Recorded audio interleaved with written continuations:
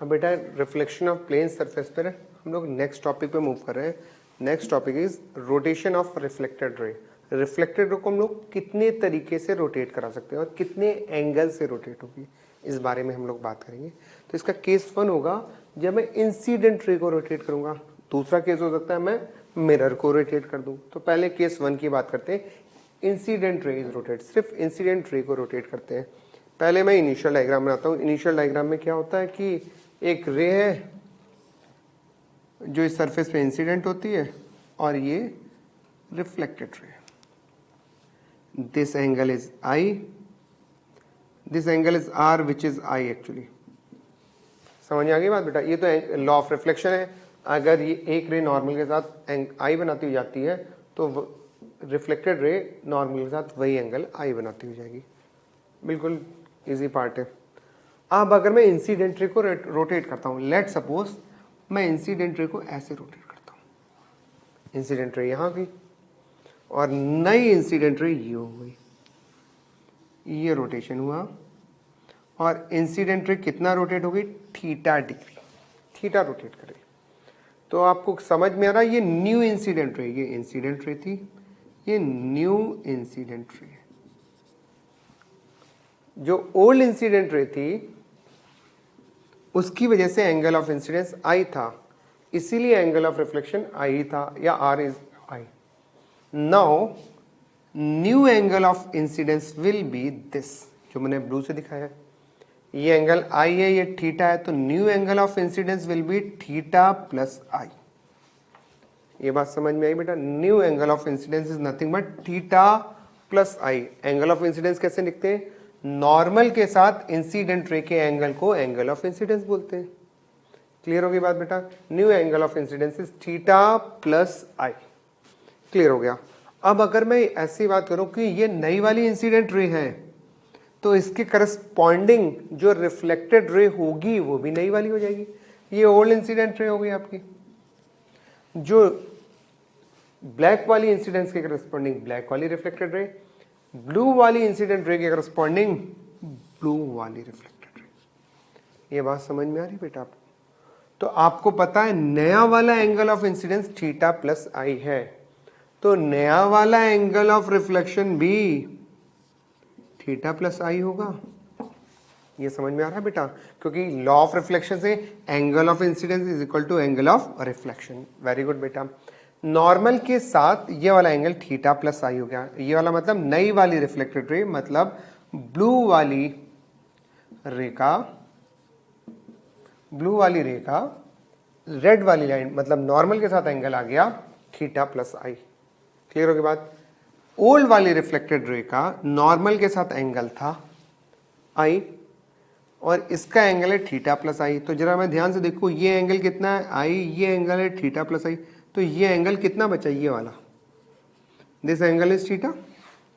Theta plus I तो बचा हुआ एंगल थीटा। और यहां जो कंसेप्ट यहां लगा था थीटा प्लस आई तो ये एंगल थीटा। मैंने ओल्ड इंसिडेंट रे के रिस्पेक्ट में न्यू इंसिडेंट रे को कितना घुमाया था? थीटा। किधर? ऐसे घुमाया था। ये कौन सी डायरेक्शन है बेटा? क्लॉकवाइज की anti clockwise? This direction is anti clockwise. ये थीटा प्लस आई, ये थीटा किधर था? Anti clockwise. और ये वाला थीटा कैसे आया है? इस तरह से आया, तो this theta will be clockwise. इसका मतलब ये हुआ अगर मैं इंसिडेंट रे को थीटा डिग्री एंटी क्लॉकवाइज घुमाता हूं तो reflected ray theta degree clockwise घूम जाएगी। अगर मैं इंसिडेंट रे को थीटा डिग्री एंटी क्लॉकवाइज घुमाता हूं तो reflected ray theta degree clockwise घूम जाएगी।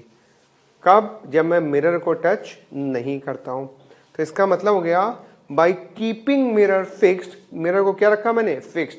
Bye keeping mirror fixed, if we rotate, by keeping mirror fixed, if we rotate, by keeping mirror fixed, if we rotate incident ray theta degree anti-clockwise, if we rotate incident ray theta degree anti-clockwise, then reflected ray will rotate theta degree clockwise. क्या मैंने बोला? By keeping mirror fixed if we rotate incident ray theta degree anticlockwise then reflected ray will rotate theta degree clockwise. अगर incident ray theta degree anticlockwise घूमेगी तो reflected ray theta degree clockwise घूम जाएगी। Clear हो गई बात बेटा? अब मैं मिरर के रोटेशन की बात करता हूं। मैंने इस केस में सिर्फ रे को रोटेट किया, केस 2 में मैं मिरर को रोटेट करता हूं। ये मिरर और ये रे। अब मैं इंसिडेंट रे को फिक्स कर दूंगा। इंसिडेंट रे मेरी ये हो गई, मैंने इंसिडेंट रे बना दी। This is my incident ray, this is my angle of incidence. ये ब्लैक वाला मेरा एंगल ऑफ इंसिडेंस है। क्लियर होगी बात बेटा? पहले मिरर फिक्स था, मिरर रोटेट नहीं हुआ था, अब इंसिडेंट रे फिक्स हो गई, यही इंसिडेंट रे रहेगी। ठीक है बेटा, ये हो गई इंसिडेंट रे। अगर ये एंगल ऑफ इंसिडेंस आई है तो क्या आप समझ गए हो एंगल ऑफ रिफ्लेक्शन भी आई ही होगा। एंगल ऑफ रिफ्लेक्शन कितना होगा? आई। ये हो गई ओल्ड रिफ्लेक्टेड रे। क्लियर हो गई बात बेटा? अब ये जो मिरर ऐसे रखा था इस तरह से, ये मिरर है, मैं इसको थीटा डिग्री एंटी क्लॉकवाइज घुमाता हूं। तो अगर मैं मिरर को थीटा डिग्री एंटी क्लॉकवाइज घुमाऊंगा, यानी मैंने मिरर को इस तरह से थीटा डिग्री एंटी क्लॉकवाइज घुमा दिया। ये मिरर था, मैंने इस तरह से घुमा दिया। अगर मैं आपको इस तरह से समझाने की कोशिश करूं, ये मिरर था, इसका ये नॉर्मल था, ये रेड वाला मिरर था और इसका रेड वाला नॉर्मल था। मार्कर, डस्टर और मार्कर की हेल्प से समझाता हूं मैं आपको। ये मिरर था रेड वाला और ये रेड वाला मार्कर उसका नॉर्मल था। अगर मैं इसको थीटा डिग्री एंटी क्लॉकवाइज घुमा दिया ऐसे, तो इसका नॉर्मल भी रोटेट कर जाएगा। देखिए ना, रेड वाला मिरर, रेड वाला नॉर्मल, मिरर घुमा तो नॉर्मल भी घूम जाएगा। ये किधर घुमा है? Anti clockwise. मैं क्लॉकवाइज भी घुमा सकता हूँ। मैंने इसको थीटा डिग्री किधर घुमा दिया? Anti clockwise. अगर मैंने थीटा डिग्री एंटी क्लॉकवाइज घुमा दिया तो जो नया मिरर है उसके करस्पॉन्डिंग नया नॉर्मल आ जाएगा और ये भी किधर घूम जाएगा? Anti clockwise. New normal, old normal, new normal.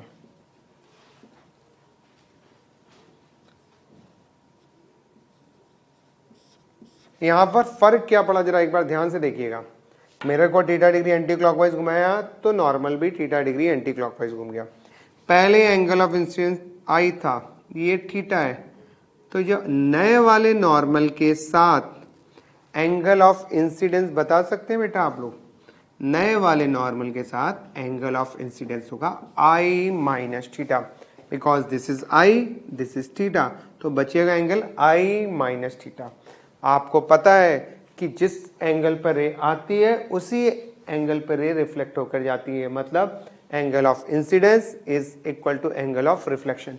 मैं नई वाली रिफ्लेक्टेड रे बना रहा हूं, new reflected ray, R R, new R R. Clear हुई बात बेटा? अब मैं देखता हूं यहां क्या फर्क पड़ा है।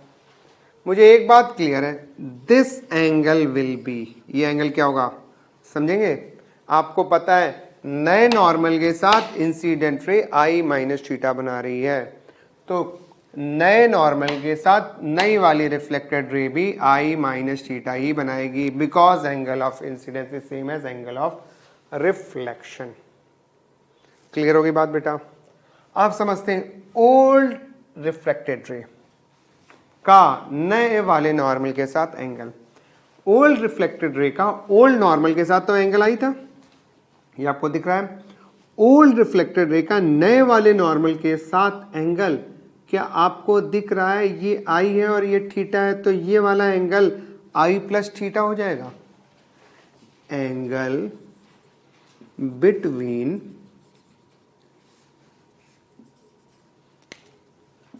old reflected ray and new normal will be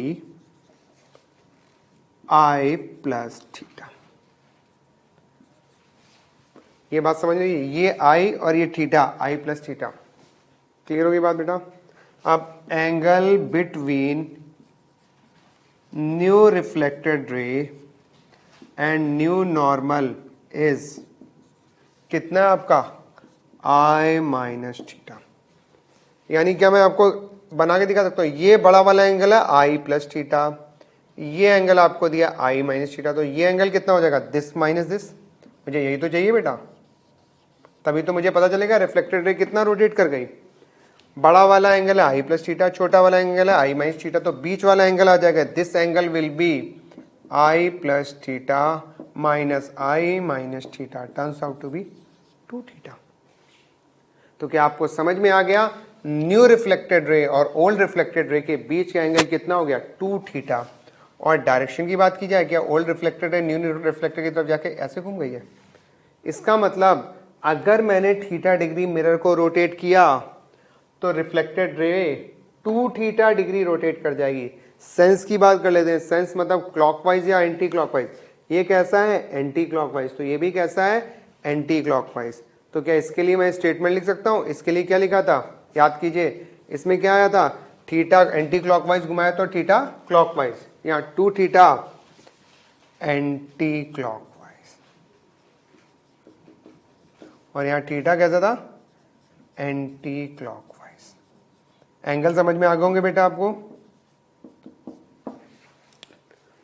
सुनिएगा, मैंने यहां बोला था by keeping mirror fixed if we rotate incident ray theta degree anti-clockwise, then reflected ray will rotate theta degree clockwise and vice versa। मतलब अगर इसको anti clockwise घुमाया तो ये क्लॉकवाइज घुमाया, अगर इसको क्लॉकवाइज घुमाएंगे तो ये एंटी क्लॉकवाइज घूमेगा। इसमें स्टेटमेंट बोलते हैं by keeping incident ray fixed if we rotate mirror by theta degree anti-clockwise, by keeping incident ray fixed if we rotate mirror theta degree anti-clockwise, then reflected ray will rotate 2 theta degree anti-clockwise and vice versa मतलब कि अगर मैंने इसको theta degree anti clockwise घुमाया तो ये 2 theta degree anti clockwise घूमे, अगर मैं इसको थीटा डिग्री क्लॉकवाइज घुमाऊंगा तो ये 2 थीटा डिग्री क्लॉकवाइज घूम जाएगा। तो आपको एक बात समझ में आ गई, अगर मैं रे को रोटेट करता हूँ थीटा डिग्री एंटी क्लॉकवाइज तो इंसिडेंट रे को, तो रिफ्लेक्टेड रे घूम जाती है थीटा डिग्री क्लॉकवाइज। अगर मैं मिरर को रोटेट करता हूँ थीटा डिग्री एंटी क्लॉकवाइज तो रे घूम जाती है 2 थीटा डिग्री एंटी क्लॉकवाइज।